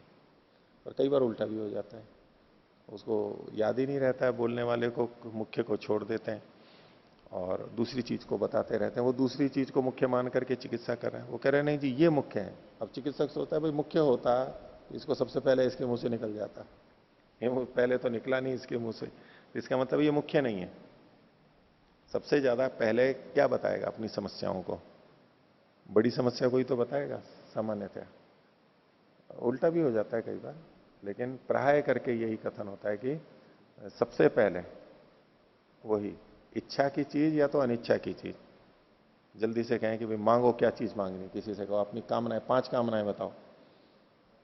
अब वो जिस क्रम से बोलेगा उससे उसकी प्रधानता का भी बोध हो जाएगा कि ये पहली कामना इसने ये की है। और जल्दी से बोलना होता है, सोच करके आगे पीछे कर नहीं सकता है, वो जल्दी से बोलना है। तो कई जनों को पता रहता है कि भाई मैं जो पहले बोलूंगा तो इनको ये अर्थ ले लेंगे, तो वो सोच करके बोलते हैं। सोच करके बोल गए, रुक गए, तो वह पकड़ में आ गए, बोले अब तो बोल रहे हो, सोच के बोल रहे हो। तो जो पहली चीज होती है वो, ये जो पूछो कि भाई गुरुकुल में क्यों प्रवेश लेना चाहते हो, वो पहला जो कारण बोलेगा वही उसका मुख्य है, उसके दिमाग में वही है, सबसे पहले वही निकल के आएगा। तो मैं कहते ये तो कोई कारण नहीं हुआ, नहीं जी इसलिए करूंगा, जी इसलिए करूंगा, फिर वो और कारण बोलता जाता है, लेकिन वो ढीले होते हैं फिर। और मुख्य प्रयोजन तो उसका वो पहले वाला ही होता है, प्राय करके ऐसा ही देखा जाता है। पहली चीज नहीं, ठीक है, मनोविज्ञान ठीक है। तो अब ये मनोविज्ञान तो देखो, अभी वाक्य में भी जब हम बोलते हैं तो उसमें भी, और जो सबसे पहले बोल रहे हैं उसकी मुख्यता मानी जाती है। समास में भी इस तरह से देखा जाता है कि जो पूर्व पद होता है उसको लिया जाता है। तो हालांकि उत्तर पद प्रधान भी होते हैं, लेकिन स्वर को लगाते समय इसमें कई जगह पे ऐसा आता है कि भाई यहां पर पूर्व पद को लिया तो इस जिसको पहले लिया और इस दूसरे को बाद में लिया, उससे स्वर में भी भेद करते हैं। जैसे पहले वाले को प्रधान मानते हैं। तो वेदपाल जी सुनीत प्राय कहा करते थे, तो सामान्यतः संस्कृत के लिए कहा जाता है ना, संस्कृत की विशेषता यह है, इसमें किसी भी पद को कहीं भी आगे पीछे कर दो तो भी अर्थ गड़बड़ नहीं होता है, इतनी बंधी हुई भाषा है, ऐसा कहा जाता है एक सामान्य रूप से। अनेक जगह गड़बड़ हो भी जाता है और कई जगह गड़बड़ नहीं होता है, लेकिन दूसरी भाषाओं में तो गड़बड़ हो जाता है। तो उसके लिए वो कहा करते थे कि नहीं, पहले जो शब्द बोला जाता है उसकी मुख्यता होती है। ग्रामम गच्छामि, गच्छामि ग्रामम, कैसे भी बोलो, ग्रामम गच्छामि, गच्छामि ग्रामम, एक ही तो अर्थ है। नहीं तो लहजा भी, तो वो तो लहजा तो मैं थोड़ा बताने के लिए बोल रहा हूं, लहजा भी हटा दो, ग्रामम गच्छामि, गच्छामि ग्रामम। योगाभ्यासम करोमि, करोमि योगाभ्यासम। अब ठीक है, कविता वविता में तो कहीं भी आगे पीछे हो जाता है, लेकिन जोर की दृष्टि से वो योग पे जोर, योगाभ्यास पे जोर देना चाहता है, योगाभ्यास कर रहा हूं, योगाभ्यास पे मुख्यता है। किसी ने पूछा क्या कर रहा है, तो योगाभ्यासम करोमि, कर रहा है, वो अनुवाद है, योगाभ्यास कर रहा है। और किसी ने पूछा क्या कर रहा है, और कोई करने के लिए बोले कुछ नहीं कर रहा है, ऐसा है, वो करने का ही निषेध है, तो वो ये बताना चाहे नहीं कर रहा हूं, तो कर रहा हूं ना, अब वो बोलेगा फालतू क्यों बैठे, बैठो, कर रहा हूं ना पढ़ाई। क्या कर रहे हो, पढ़ाई कर रहा हूं, पढ़ाई की मुख्यता हो गई, पढ़ाई कर रहा हूं। करना बताना मुख्य नहीं है, वो नहीं तो कुछ ना कुछ करेगा, लेकिन जहां यही प्रश्न बनाओगे ये कर रहा है या नहीं कर रहा है, कुछ फालतू तो नहीं बैठा है, तो फिर वो कर रहा हूं इसको विशेष देते हुए फिर क्या कर रहा हूं उसको बाद में कहेगा। मुख्य बात बताना है कि मैं कर रहा हूं, क्या कर रहा हूं वो तो साथ में जुड़ा हुआ आएगा, तो उसमें भी अंतर पड़ सकता है। तो कहते हैं कि यहां पर चतुर को पहले कहा गया है तो उसकी मुख्यता है। आगे एवं प्राप्ते ब्रूमा, इस पे कहते हैं। अब ये एवं प्राप्ते ब्रूमा, ये सूत्र की बात वास्तव में यहां से शुरू हो रही है, इससे पहले का तो ये भूमिका में था, यानी सूत्र से पहले आना चाहिए था वास्तव में। तो ये वो ये जो द्वितीय मत है उस वो बोलने वाला है, ये द्वितीय मत वाला। एवं प्राप्ते ब्रूमा मुष्टि लोपेन संख्या लोपम अर्हति थी, बोले मुष्टि के लोप से तो संख्या का लोप भी हो जाएगा। कुतः तदगुणत्वात्, क्योंकि संख्या जो है उसका गुण है, मुष्टि गुणों ही संख्या श्रूयते, तदगुणत्वात् तो उसका गुण होने से, तो मुष्टि गुण, मुष्टि का गुण होने से संख्या सुनी जा रही है। चतुरो मुष्टि नीति, चार मुट्ठियों को, चतुस्संख्या विशिष्टा मुष्टय कथम भवेयु इति संख्या उच्चार्यते न स्वार्थे। यहां जो चतुर संख्या है जो अपने ही अर्थ को कहने के लिए नहीं है कि भाई चार को कहना चाहते हैं, वस्तुतः क्या है, चतुर संख्या से विशिष्ट मुट्ठियां कैसे हो जाएं, इसलिए ये चार संख्या कही जा रही है। यानी मुट्ठी को बताने के लिए वहां पर चार संख्या का कथन किया गया, न स्वार्थे, केवल संख्या को बताने के लिए नहीं। तस्मात संख्या पूर्व निर्दिष्टा अनिर्दिष्टा एवं, इसलिए संख्या पहले कहीं भी वास्तव में अनिर्दिष्ट ही है। अगर आप मुष्टि को हटा रहे हो, मुष्टि को हटाने की बात है तब की, जैसे कि ऊपर सिद्धांति ने कहा था ना, पक्ष एक वाले ने, कि मुष्टि तो हट जाएगी संख्या रह जाएगी, उसके प्रतिपक्ष में बोल रहा है, पहली पंक्ति में कहा था ना, मुष्टि लोपे न संख्या लोपम अर्हति, तो बोले अगर मुष्टि हट गई तो संख्या निर्दिष्ट हो या अनिर्दिष्ट हो समान ही होगी। तस्मात संख्या पूर्व निर्दिष्टा अनिर्दिष्टा है, निर्दिष्ट होते हुए भी वो अनिर्दिष्ट ही कहलाएगी। साही पर विशेषणार्थम एवं उच्चार्यते, ये पर के यानी मुष्टि के विशेषण के लिए ही उच्चारित की जाती है। तेन नैव तस्या अनुग्रह कार्य, उसके द्वारा, तेन, तेन मतलब उस पर के द्वारा, नैव तस्या, तस्या मतलब संख्या का अनुग्रह नहीं होता है, पर के द्वारा, मुष्टि के द्वारा संख्या का अनुग्रह नहीं होता है।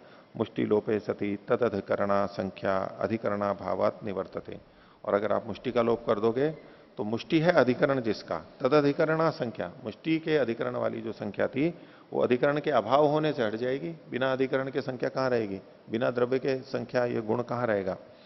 अन्य अधिकरणायाम क्रियमाणायाम न प्रकृतिवत कृतास्यात्। और अगर आप इस संख्या को अन्य अधिकरण में ले लेंगे, यानी शराब आदि में जो यहां लिखा हुआ है मुष्टि की जगह, तो फिर न प्रकृतिवत कृतास्यात्, प्रकृतिवत तो नहीं होगी, संख्या संख्या हो जाएगी, द्रव्य अधिकरण तो कुछ और ही हो जाएगा। संख्या लोपे पुनर्मुष्टयो निर्वापाधिकरण श्रूयमाण अधिकरणा निवृत्त्या न निवर्त्यंती। उलट के कह रहा है, लेकिन यदि संख्या का लोप कर दें हम तो मुष्टियां जो कि निर्वाप का अधिकरण है, निर्वापाधिकरण सुनी जाती हुई श्रूयमाणा अधिकरण अनिवृत्त्या न निवर्त्यंते, अधिकरण की अनिवृत्ति होने से इनकी निवृत्ति नहीं होगी। अधिकरण की निवृत्ति न होने से, क्योंकि अधिकरण तो चाहिए, इसलिए इसकी निवृत्ति नहीं होगी। तस्मात मुष्टि गुणत्वात् संख्या निवर्तेत न मुष्टया। तो मुष्टि के का गुण होने से संख्या तो हट जाएगी, लेकिन मुष्टि नहीं हटेगी। तदुक्तम अंग गुण विरोधे च तादर्थ्यादिति। अंग और गुण में विरोध हो तो तादर्थ्य के कारण से गुण का विरोध, गुण का हट जाए, अंग को यानी जो प्रधान है वो नहीं हटना चाहिए। इस दृष्टि से इसका कि दूसरा मत क्या है, ये कि संख्या हटेगी, मुष्टि रहेगी। आगे 65वां सूत्र सिद्धांति का है, यानी जो पहला मत है वो। हाँ जी, अंग गुण विरोधे कह रहा है, अंगी होना चाहिए है, अंगी गुण विरोधे। अंग तो खुद गुण होता है जी। नहीं, अंग और गुण के विरोध में मतलब अंग को प्रधान कह रहे हैं, ये प्रधान मान करके कह रहे हैं। ये 2:2:27 का सूत्र है, अंग गुण विरोधे च तादर्थ्यादिति। 2:2:27 नहीं, 12:2:27, 12:2:27 है ये, इसमें तो है नहीं यहां पर। हाँ 12:2:27। जी, या तो ये ऐसा कहना चाह रहे हैं कि जो अंग है और उसका जो गुण है, अगर उसमें विरोध हो तो ठीक है, उसमें प्रधान के अतिरिक्त जो अंग है, लेकिन उसका जो गुण है ठीक है, लेकिन यहां अंग जो होगा वो मूल रूप से प्रधान बनेगा।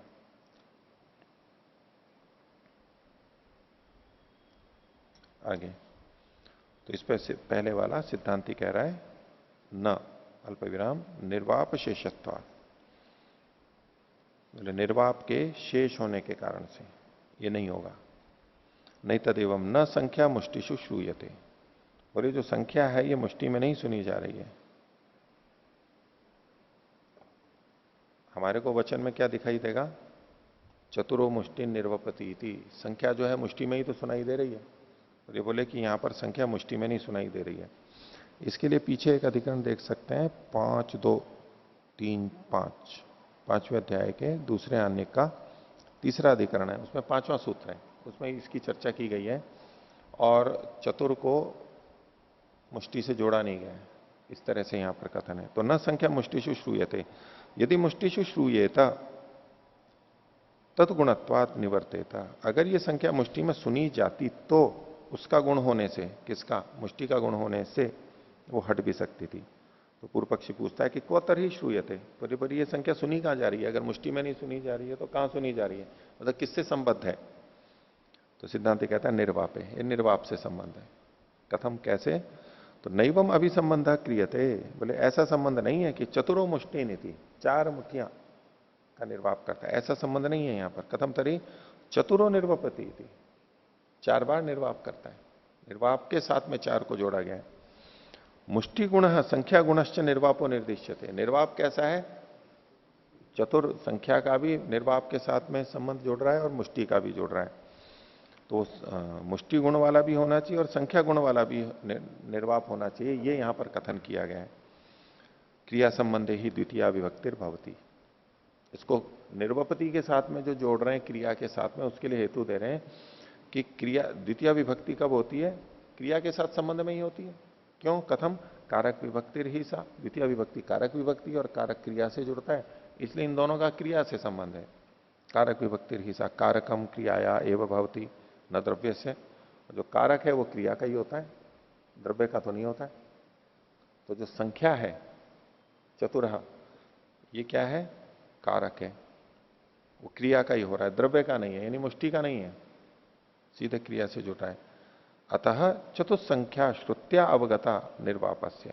ये जो चतुर संख्या है ये निर्वाप के साथ में जो जुड़ रही है वो श्रुति से जुड़ रही है, सीधे कथन से। और वाक्य न मुष्टि नाम, अगर मुष्टि से जुड़ रही है तो वाक्य के द्वारा जुड़ रही है। चार संख्या सीधे क्रिया से जुड़ रही है, ये श्रुति से हो गया। और मुष्टि से भी जुड़ेगी जाकर के तो वो वाक्य के द्वारा जुड़ेगी।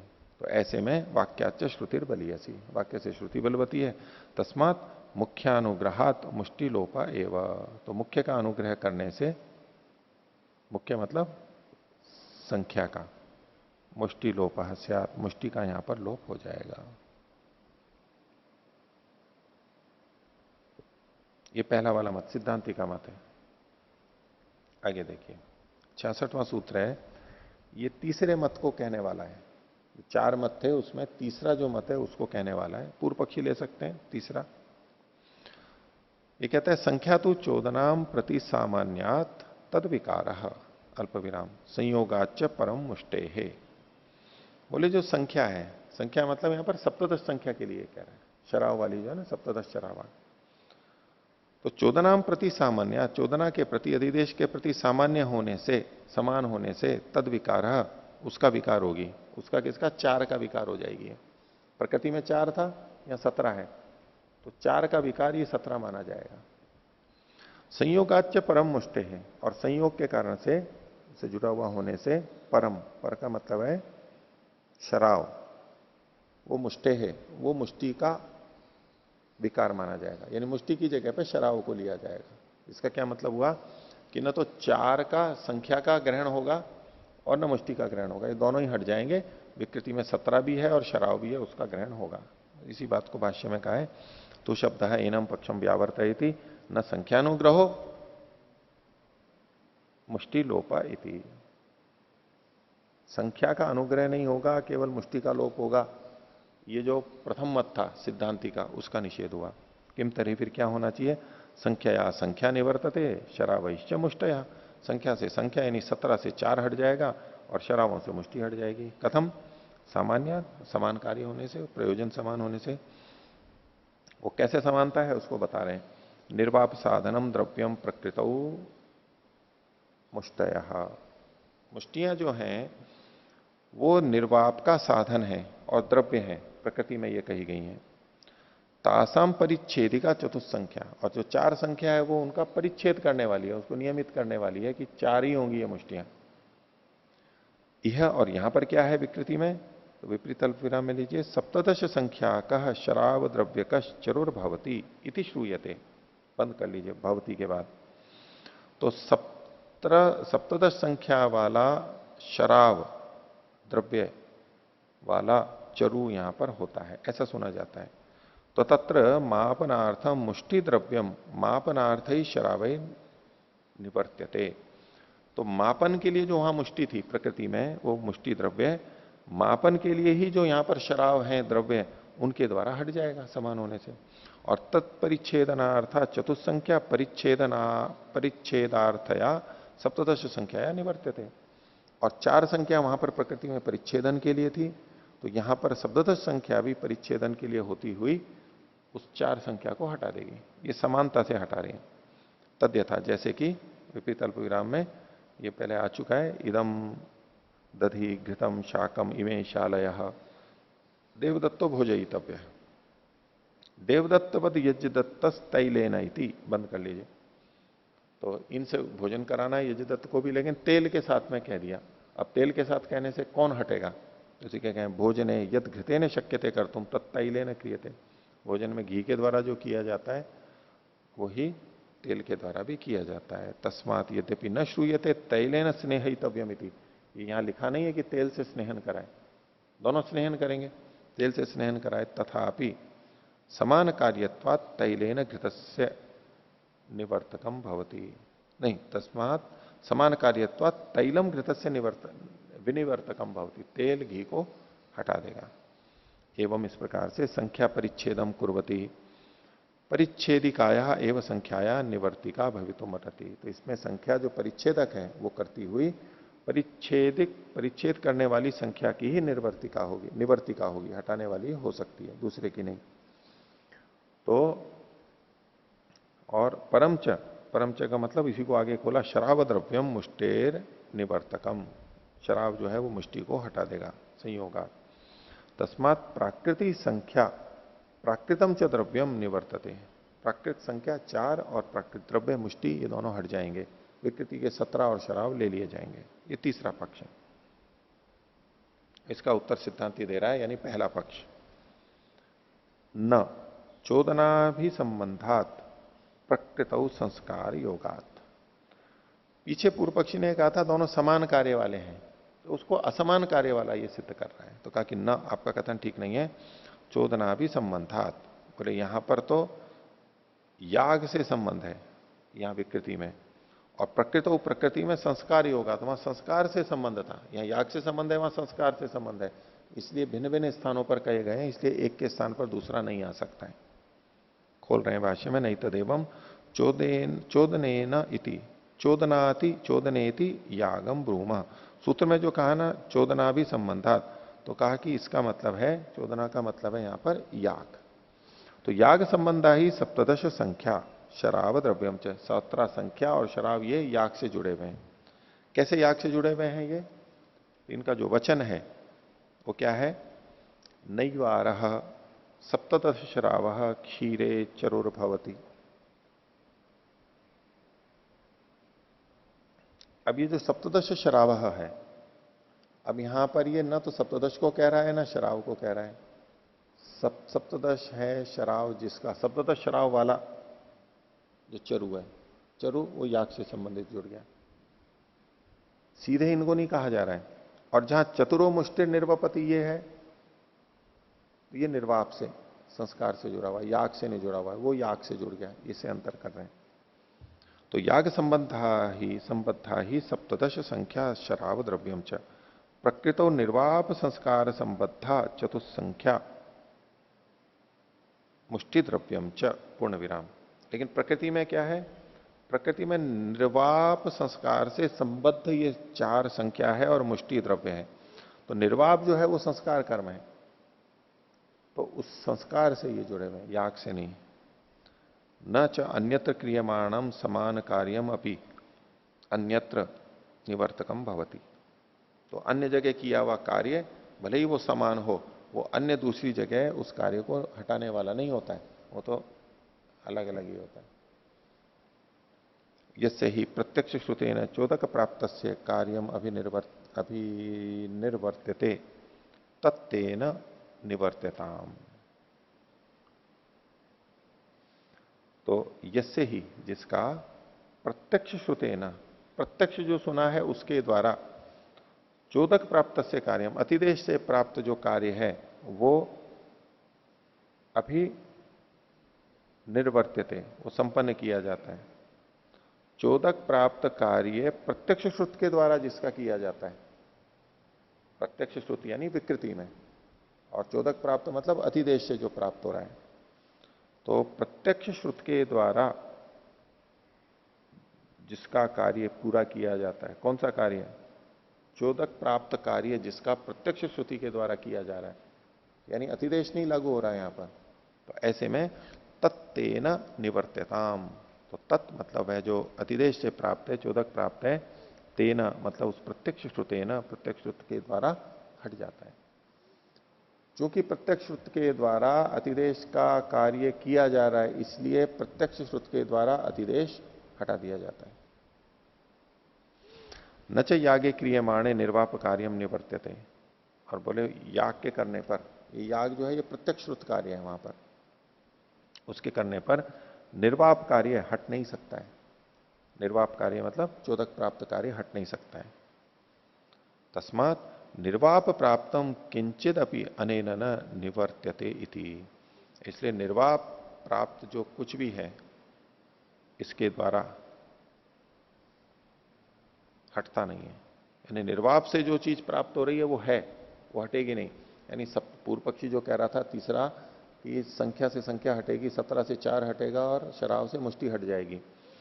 तो बोले यहां पर निर्वाप से जो प्राप्त हो रहा है, निर्वाप वहां जो था वो प्राप्त था, किंचित अपि अनेन न निवर्त्यते। लेकिन हटता कैसे? विरोधातु चतुर्भिर मुष्टिभिर निरूप्यमानम द्रव्यम न सप्तदश शराबम भवती।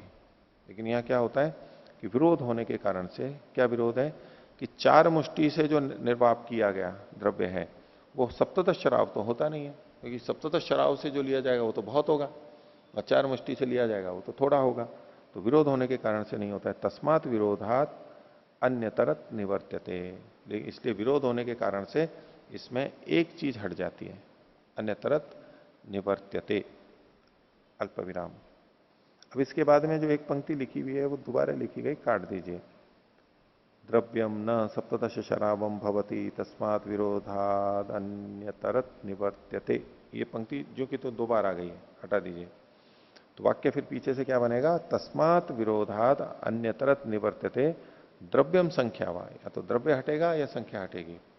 और तत्र चतुस्संख्या अनुग्रहात मुष्टि लोपो न्याय्य तरह, तो 4 संख्या का अनुग्रह होने से मुष्टि का लोप न्याय्य तरह, वो अधिक संगत है, ये सिद्धांत पक्ष आएगा।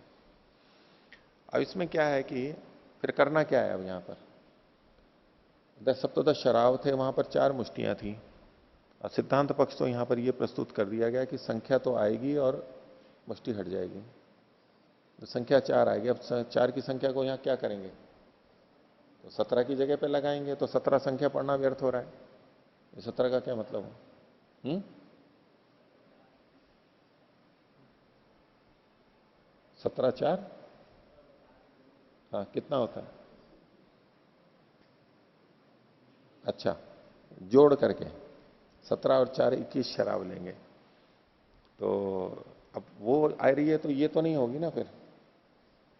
अब इसको कैसे, तो एक तो ये पक्ष है इसमें, इसमें टीकाकारों में और भाष्यकारों में भी औरों में काफी दृष्टि भेद है। और बोले कि सिद्धांततः तो ये होता है और वस्तुतः ये होता है। सिद्धांततः और वस्तुतः को अलग अलग लेकर के चलते हैं। फिर उसमें काफी इन लोगों ने विवेचना की है कि ऐसा हो क्या हो, और सिद्धांततः तो ये होगा, और अंत में वो लिखते हैं तत्वम तु ईश्वरो वेत्ति, तत्व को तो ईश्वर ही जानता है कि यहां वास्तव में क्या होना चाहिए। कई बार ऐसा होता है कि सिद्धांति का मतलब, ये भाष्यकार है, इसका खंडन किया जाता है कि ये गलत है, ठीक नहीं है। अन्य टीकाकार कहते हैं ये तो संगत नहीं है, काफी विवेचना होती है, हम तो इसको ठीक ही मान के चलते हैं, पर वो बहुत सी जगह कर्मकांड वाले और वो निषेध करते हैं कि गलत है। जैसे न्याय दर्शन में भी हम वात्स्यन भाष्य को ठीक ही मान करके चलते हैं, लेकिन सुदर्शनाचार्य जी बहुत जगह इनका खंडन करते हैं कि ये गलत है, इसको समझ नहीं है, बुद्धि नहीं है, भांग पी करके बोल रहा है, क्या बोल रहा है। तो बहुत अन्यथा भी बोलते हैं, निंदा अर्थ में बड़े अशिष्ट ढंग से, अश्लील ढंग से भी निंदा करते हुए सुदर्शनाचार्य जी ने लिखा है वात्स्यन भाष्य को कि ये कैसे गलत कर गए हैं। तो होता है, बहुत सारी बातें ऐसी होती हैं। तो यहां पर भी कह रहे हैं कि ये निर्णय आखिर क्या करेंगे, क्योंकि 17 की जगह अगर 4 को ले आते हैं तो 17 संख्या यहां पर व्यर्थ है। और जो एक पक्ष आया था कि 17 और शराब है तो फिर वो दोनों हट जाने चाहिए, 4 और मुष्टि, वो भी संगत लगता है। तो इसमें क्या है कि मुष्टि में तो बस केवल मुट्ठी में जितना लिया बहुत थोड़ा सा होता है, और जो शराब होता है वो बड़ा होता है, और उसकी मात्रा जो मानी जाती है उसको 24 मुष्टियों की मात्रा मानी जाती है एक शराब में। एक शराब में 24 मुष्टियां मानी जाती है। एक शराब 2 कुड़ाव का माना जाता है। शराब मतलब वो पात्र की मात्रा के आधार पर होता है, द्रोणी शराब वगैरह 2 कुड़ाव का। एक कुड़ाव है जो आधा प्रस्थ माना जाता है, यानी एक प्रस्थ और एक शराब बराबर हो गए।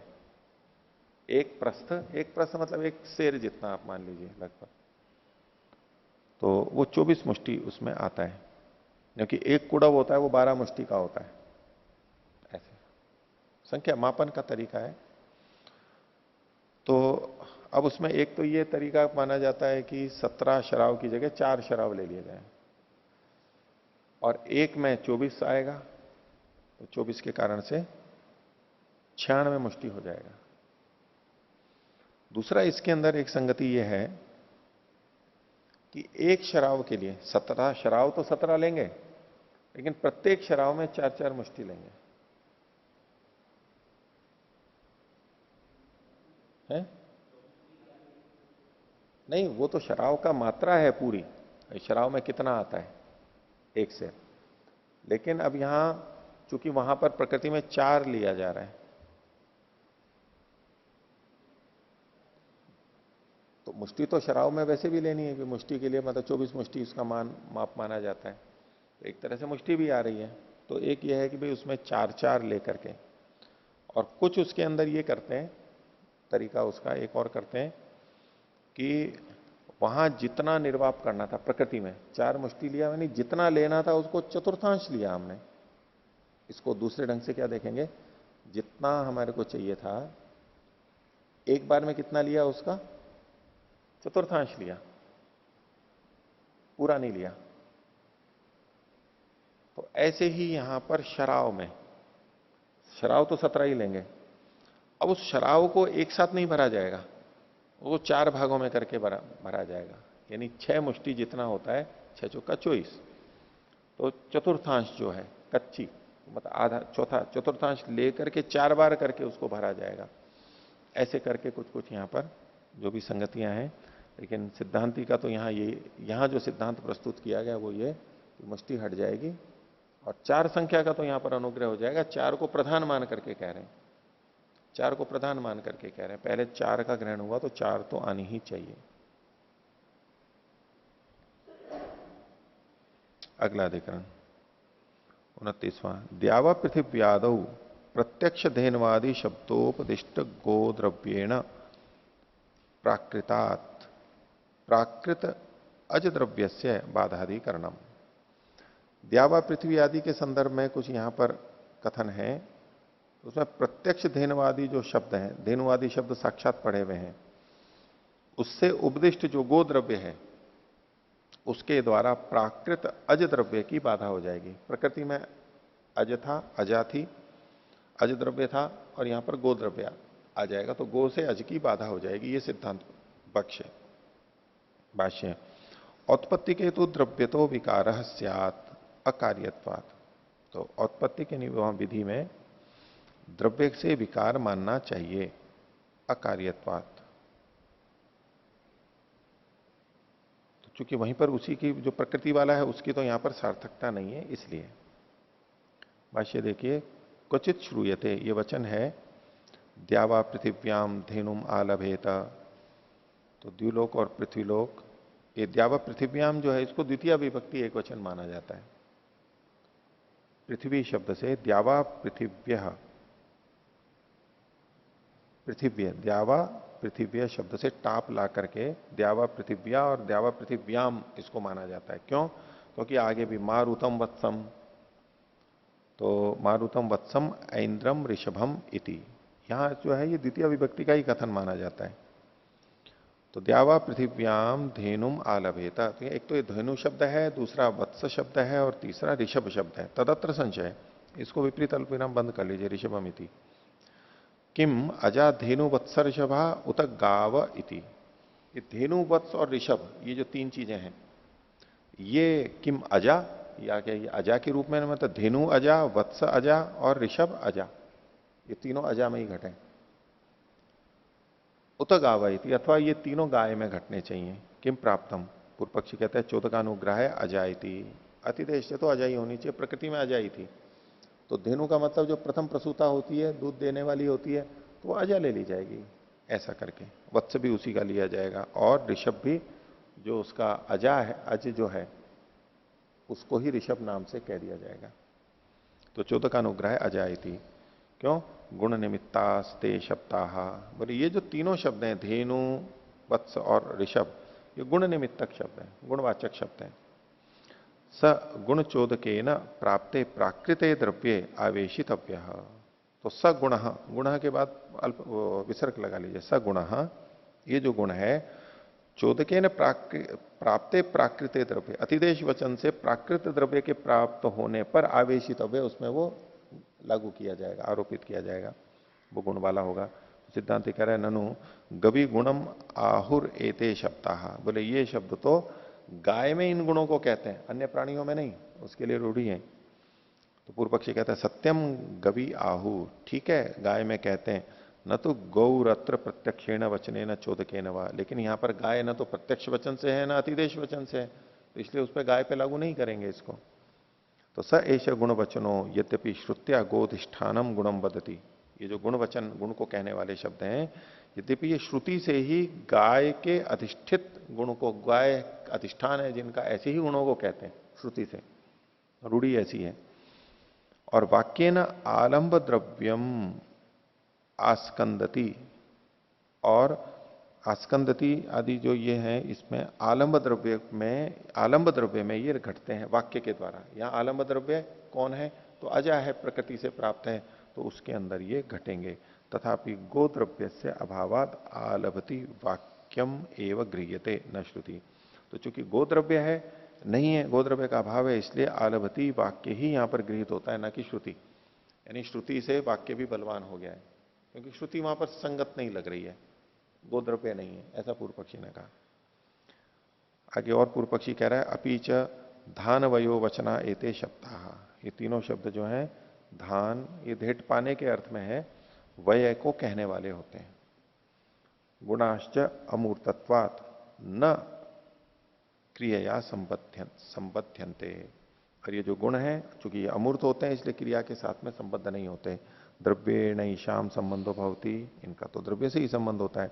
चोदक प्राप्तम च द्रव्यम, और द्रव्य अतिदेश से प्राप्त है। तेन ही शाम समानाधिकरण्यम, उस अतिदेश वचन से जो अज प्राप्त है उसके साथ इसका समानाधिकरण्य हो जाएगा। कैसे, उसको बता रहे हैं। यथा, उदाहरण दे रहे हैं, विपरीत विराम में लीजिए, अवि द्वे धेनु दधाती, बंद कर लीजिए। दो अवि धेनु को देता है, तो भेड़ है, उसको दो, तो उसके लिए भी धेनु शब्द आ गया ना यहाँ पर, वो दो देता है। यानी गाय से भिन्न जगह पर भी धेनु शब्द लगता है, उसके लिए प्रमाण दिया। तस्य पुरुषी धेनु और दक्षिणा, ये विपरीत अल्पविराम में लीजिए, तो उसमें भी धेनु दक्षिणा होती है। कौन सी धेनु? पुरुषी, मानुषी, दूध देने वाली, यानी जिसके अभी दूध आ रहा है, ऐसी स्त्री दक्षिणा के रूप में दी जाती है। तथा आगे कहते हैं अजर्षभस्य, अज नहीं, अज ऋषभस्य अजिनम अवस्त्रिणाति, इसको भी बंद कर लीजिए।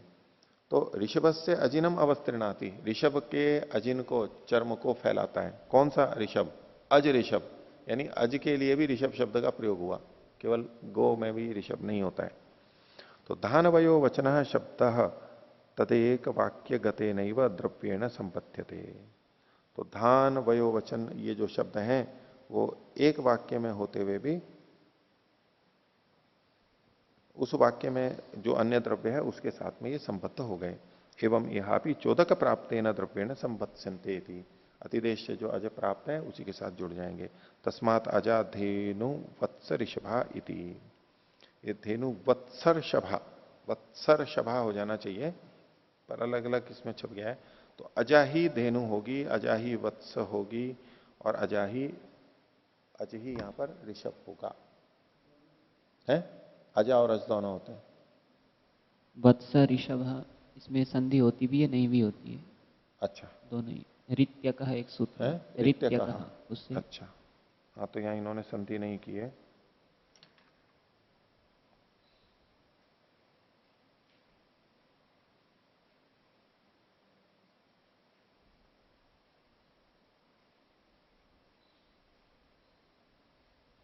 आगे एवं प्राप्ते ब्रूमा, तो सिद्धांति अब कह रहा है, ये सूत्र तो वहीं आ गया था, अभी तक पूर्व पक्षी कह रहा था। तो क्या कह रहा है? औत्पत्ति के ए तस्मिन अनुत्पत्त्या एव जाति विशिष्टे गुण शब्दे द्रव्यो विकार स्यात्।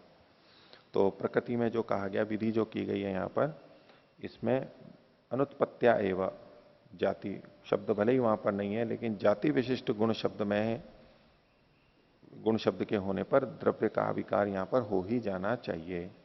क्या? द्रव्यमपि विकुर्यात न गुण मात्रम, केवल गुण ही नहीं छोड़ना है, द्रव्य को भी छोड़ देना है।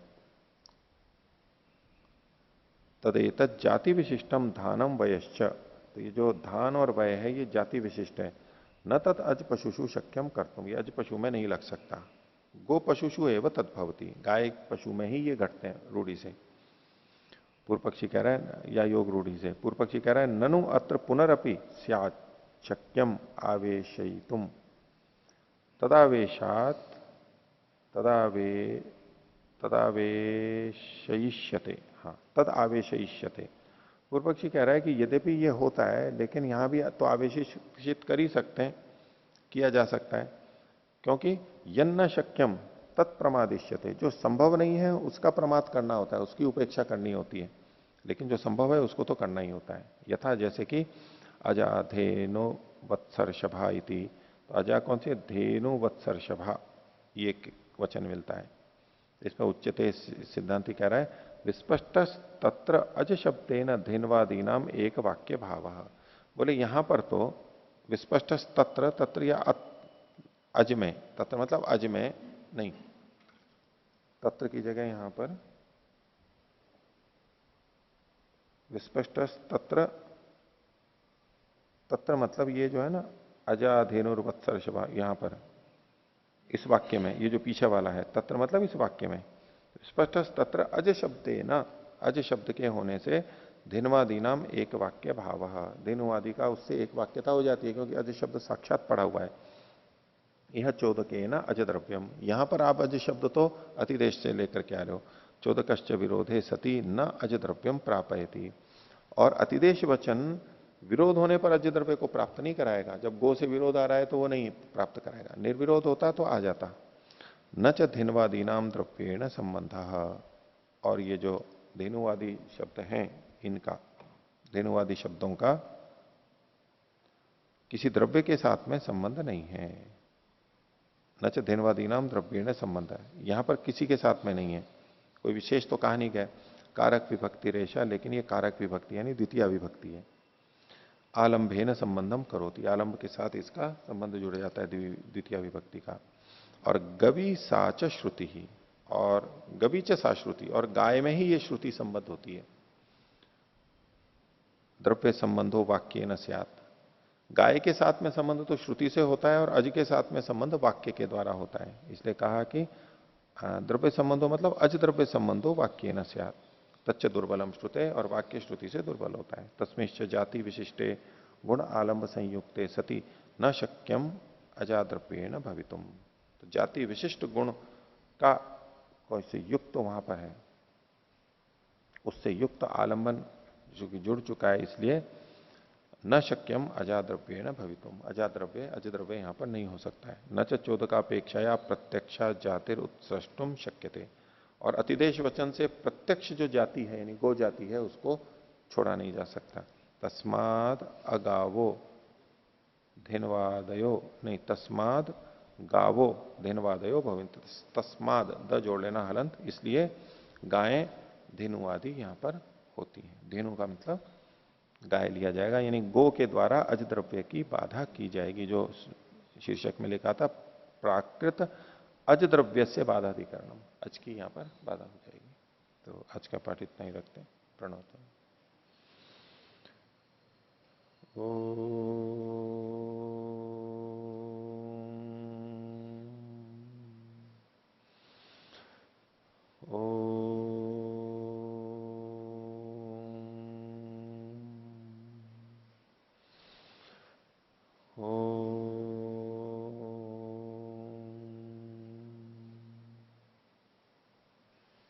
सभी को सादर विवादन।